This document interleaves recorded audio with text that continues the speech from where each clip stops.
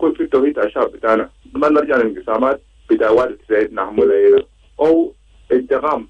فالناس المستشارين للرئيس المغربي للرئيس الرئيس ما عنده مشكله، الرئيس في كل زمن بيقول انا دير السلام ما برجع بلد بالحرب، لكن في اصابات مختلفه من ضمن الاعضاء الحركه الشعبيه وقت زين.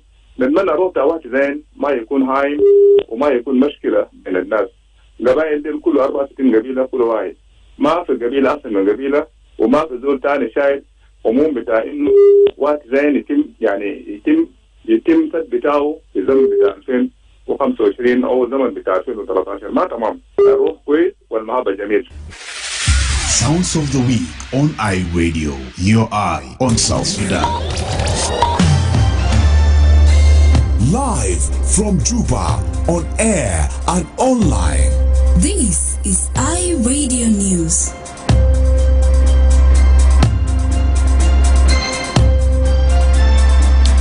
Hello, this is iRadio News. First, here are the headlines. The government of Central Equatorial State has reiterated its call to the national government to take swift action over the recent incursion by the Ugandan Police Defense Force UPDF into Kajukeji County.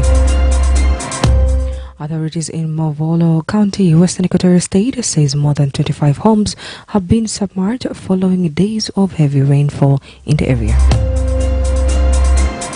Authorities in Greater Kapoita have confirmed a growing influx of South Sudanese refugees returning from Kakuma refugee camp in Kenya amid a dire humanitarian condition. These stories and more coming to you in this new bulletin with me, Diko Andrew, and now the news in details.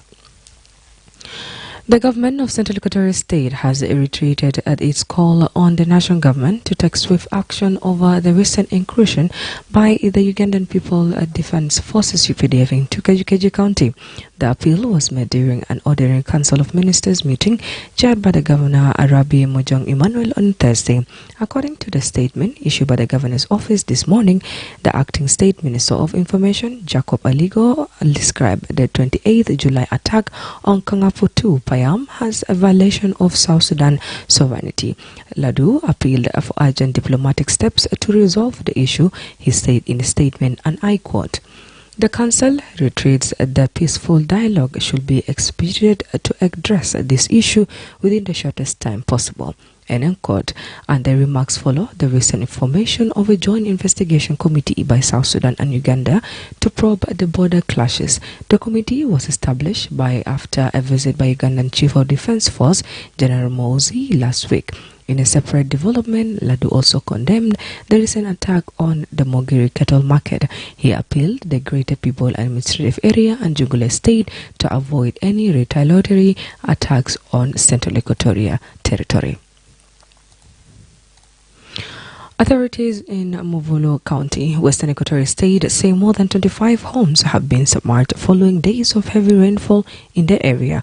This according to Beden Michael, Executive Director of Movolo County, who spoke to iRadio this morning. Michael says the flooding has smashed properties and left some homes on the verge of collapse.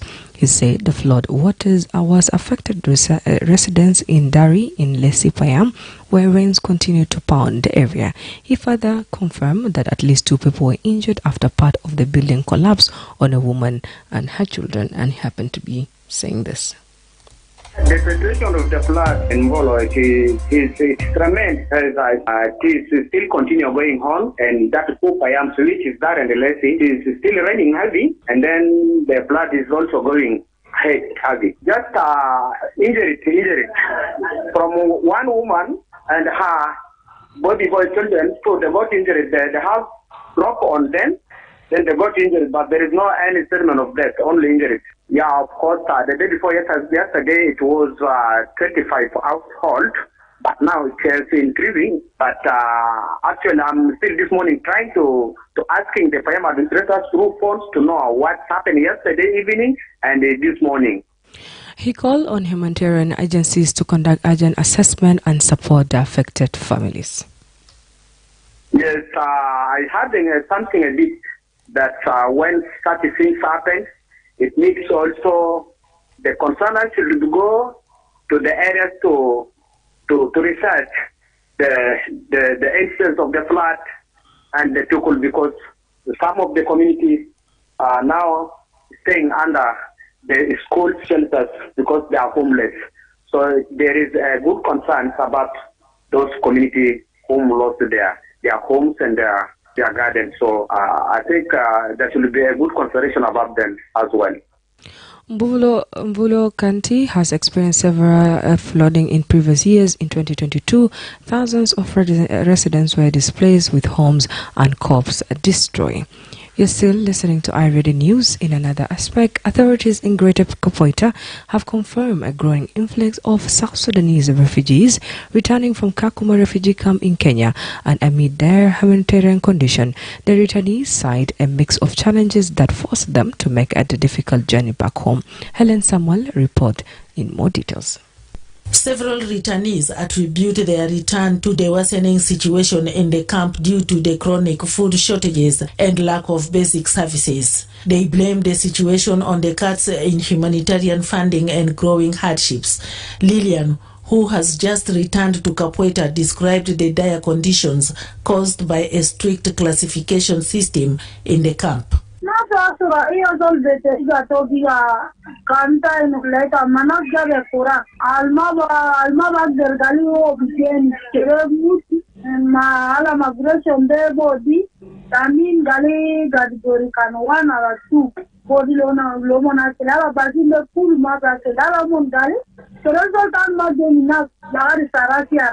Sabi jamina plaa tarakiara. Tamara bimuselsa, oitama bi gata moyo, oitama biligia aja. Yala be guabe kida, ita bisetu mazoltani. Tamen ya halal bisa, dikata bamu bisin tani. Layam bidor be pura. Yal bijen saba yo moyo ma bisuma ma puna biju kamito ndiru. Tabra bi mota, sarita bida marebe mota, sarita bi bande daja algasin lema. Meanwhile, Sunday night recounted the risky journey back, saying that many families may have lost members along the way. Na jamin kem na jabe tap na ma jabe kwes kalam ta category to monde ya jibule na mushkila wa fi bidayat kem de kan mendo mushkila la gadi na zato ne situ hayate ina galibi inu bukunna ma bere jatani lakini asede kan ma sadonas naso sulu bentane div nas benta ase tabili gojola almendu zolto kulu bagre jabe sitayal aw bu gosulu betnini yal baginde bi mutu seka de kulu nas gi mutu seka ana maravo nas ka kuma de mon fi olo mon mave kana ze bigeni vina da pali na kana Lino Marco, who had spent 13 years in Kakuma, says some left voluntarily after enduring years of hardship. أنا ترى من كاكوما refugee camp. أنا جيت في كاكوما for almost 13 years. أنا جا بني أتاي ما بزول تانا سورنا. ما لا تكينا قاعدين كله ناس جاني سديت ما في بنا جتا ناس قاعدين أكل هناك ناس كله تبانين. أنا مرتاح سدين هذا إيفن أنا وصل أنا بيجا free أنا أعرف أنا بدور سالا ما أنا برا فوق أنا بدور. زي هناك ده ما في حاجة تنزل بدور. تبغى في refugee ترى نيروبي ولا لودو كبريدا كوتا في سجن. تاكوما تينا هنا در كرومون سايرو ناسال تبانين فين هذا كرومون رجع ولا ناسال ما رجع ري كرومون كيلو ناسال Another refugee, iRadio did not get her name right, cited the rising insecurity in the camp following the racial cuts as another cause of their return to South Sudan.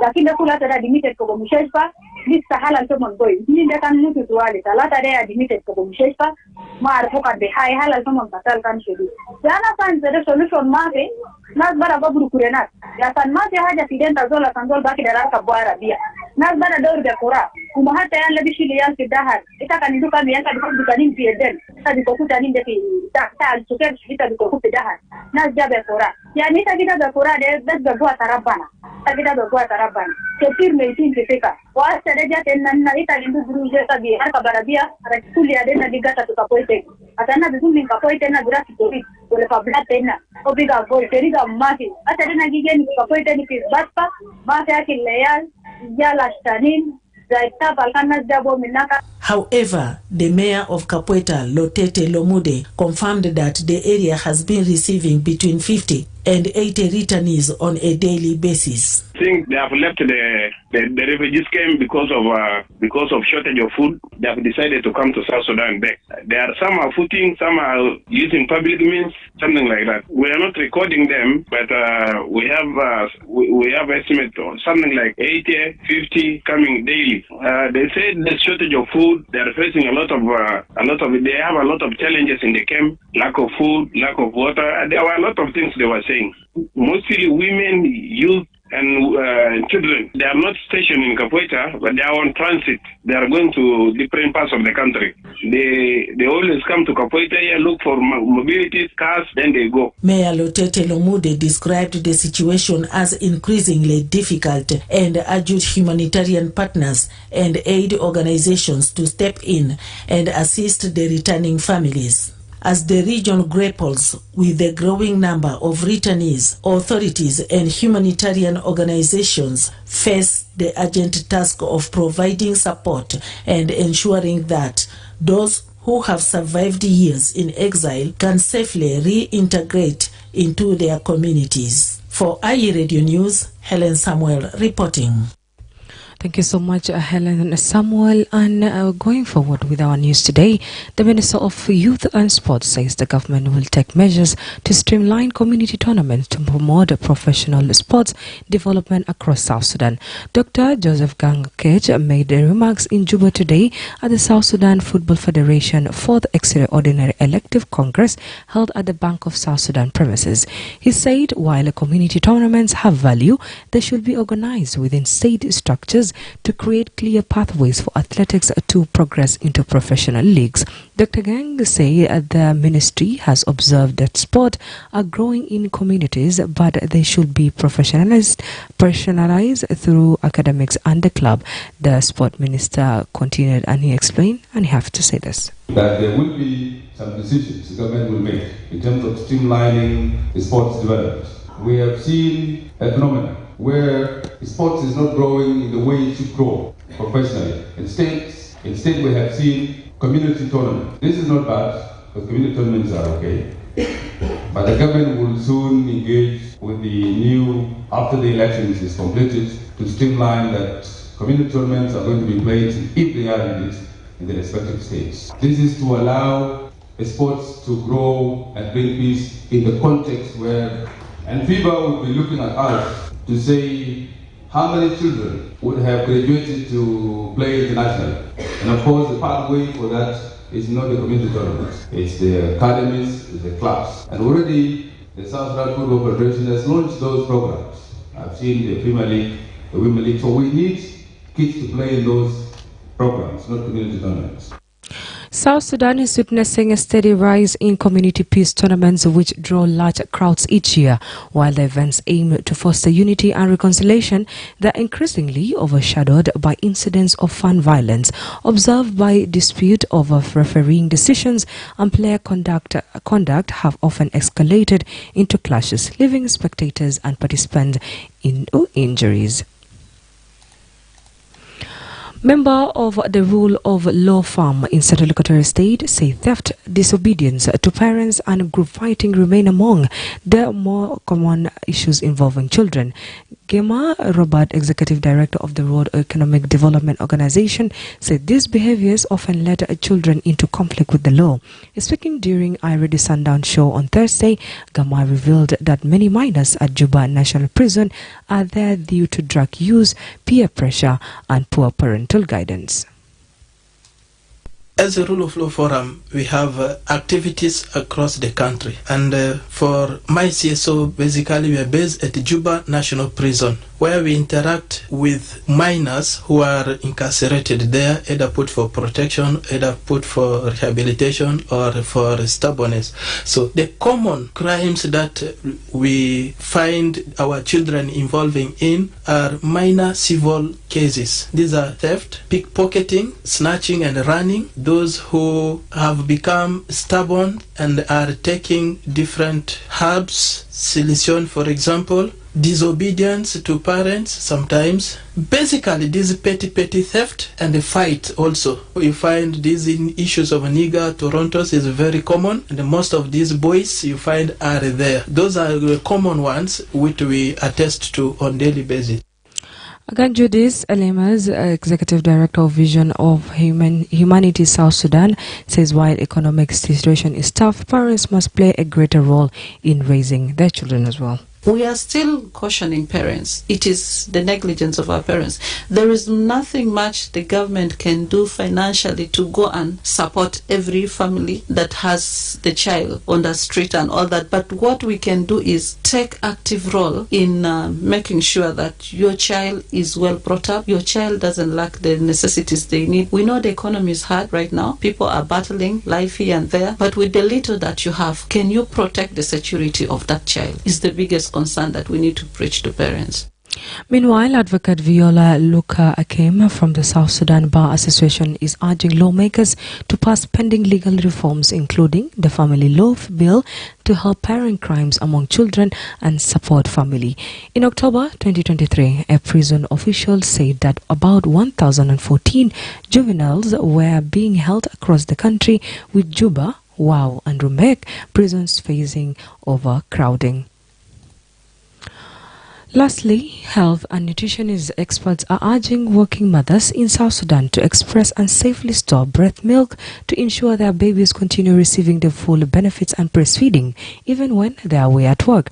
Elizabeth, a nutrition officer at World Vision, says mothers should express breastfeeding breast milk into clean, transparent containers and store it in a cool and safe place before leaving to work. This allows caregivers to feed the baby with breast milk throughout the day. بالنسبة لأمهات اللي تشتغل working mothers صرنا قاعد نقول لك هناك يا نسوان هل تكون الجيرة ده أنت تشتغل أنت بعصر لبن تاكي ده في كونتينر نضيف تبي صافة تمام أو تبي ساق يا في كونتينر نضيف تبي كوتو في محل نضيف بدرجة حرارة مناسب تبي وري للزول الجي تكير تجنده كله بعد فترة انت بتدي شنو لبن ده سو لما في زمن اللي تقول اعملوا لبن ده انت بيعرف تبتدي في بيت ساكم لازم تعمل اكسبريس ميلك يو كيب ات فيري ويل في زمن اللي تكون في بيت ما في لما تجي تبي كونتينيو شنو بريست ميلك. Nutrition assistant Jacqueline Finals warns that express breast milk should be used within 6 to 8 hours. She says if kept longer than that, it can become unsafe for babies and may lead to diarrhea or other illness. Ulebende kamani ndu umura min 6 saa la hadi 8 saa ta umade ali safafi kubaya min 6 saa le 8 saa so kano akir fi fatra de lebende shwaltunu dikubu bara ma bodi le janade asan ma ba mun le janade shunu ishal so kenna ma introduce sunu lebenta ilba digo janade li samati mu 6 shahar tabi safa lebenta. Both specialists strongly discourage introducing other types of milk and food to the baby reaches 6 months of age. Exclusive breastfeeding, the global recommendation for the first half of a child's life to ensure proper growth and immunity. Meanwhile, the Minister of Health has continued to urge mothers across South Sudan to practice exclusive breastfeeding, said it not only to improve health but also strengthen mother-child bonds. However, workplace policies are proving to be a challenge. A recent study shows that many lacting mothers across the country cannot breastfeed continuously due to lack of support of their jobs. In 2018, an exclusive breastfeeding rate in South Sudan was about 78%. Today, it has dropped to just 60%, a worrying trend that suggested 4 out of 10 babies may not be getting the nutrition they need in their first month of life. Health workers are calling for strong workplace policies, public awareness campaigns, and support system to help mothers continue breastfeeding both at home and at work. With that being, we came to an end with the local news. Now to my colleague Memo with the international news. And that. Thanks, Diko D. Andrew. On the global stage, South Africa's army chief has been criticized after he reportedly pledged military and political support to Iran during a recent visit to the country. Members of South Africa's governing coalition have accused General Rudzani Mapwanya of reckless grandstanding, while President Cyril Ramaphosa confirmed he would meet the general to discuss his ill-advised trip. The row comes as South Africa navigates tense relations with the U.S., which has taken exception to the country's ties with Iran, among other issues. Elsewhere, Mali's military rulers say they have arrested a French national on suspicion of spying for his country in an attempt to destabilize the African nation. In a statement read on the national television late on Thursday, the junta alleged that Jan Vesler was working on behalf of the French intelligence service. Mr. Vesler is yet to comment on the accusation.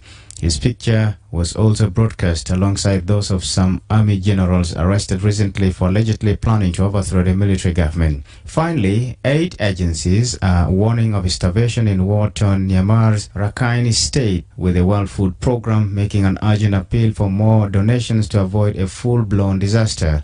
The agency has been trying to feed a rapidly rising number of displaced people in the state, including the 140,000 Rohingya Muslims who have been living in camps since they fled their homes during the communal fighting in 2012. The civil war, which was ignited by the 2021 military coup, has destroyed the economy across much of Myanmar and created huge humanitarian needs. That's all, making headlines on the African soil and elsewhere. Back to you, Diko D. Andrew.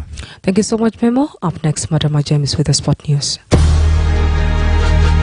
South Sudan's Bright Stars have one final group stage match against a tournament host Angola. A win would guarantee the team one of the two spots qualifying directly for the second team. However, a lose would place them third in the group, leaving them to compete for a qualification card through the play-off round. Yesterday, South Sudan sturdily dismantled Libya, cruising to 115-52 win in Group C action at the Afro Basketball champion in Angola. The 63-point round marks the biggest win of the tournament so far and a powerful comeback for the Bright Stars after their opening loss to Guinea. Team captain Nunu Omot led from the front with 16 points and 10 rounds as all 12 South Sudan players got on the score sheet. In UEFA Conference League third qualifying round, Ludi United succumbed to a fatigue and expectation to cede a 2-goals lead against a sleek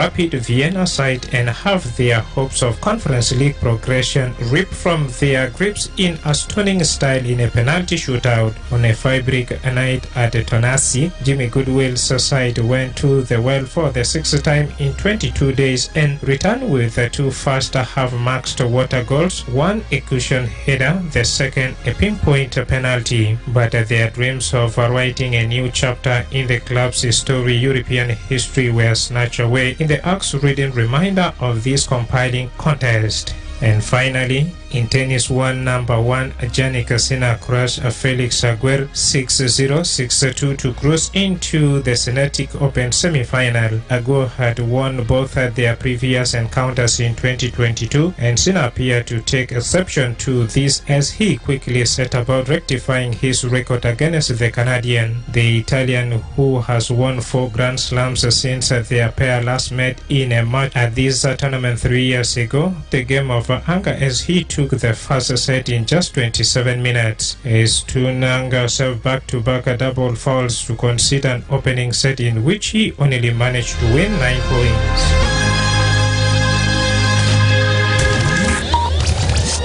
This is all when it comes to our afternoon news, but let's remind ourselves with the headlines. The government of Central Equatorial State has retried its call on the national government to take swift action over the recent incursion by the Ugandan People's Defense Force UPDF into Kajukeji County. Authorities in Mvolo County, Western Equatorial State, says more than 25 homes have been submerged following days of heavy rainfall in the area. Authorities in Greater Kapoita have confirmed a growing influx of South Sudanese refugees returning from the Kakuma refugee camp in Kenya amid dire humanitarian conditions.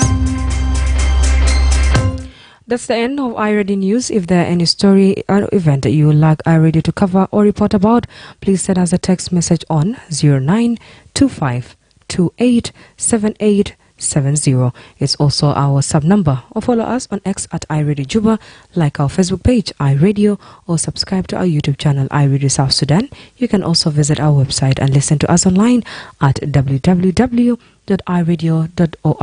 Stay tuned for news in Arabic at 1:30. I'm Diko Andrew.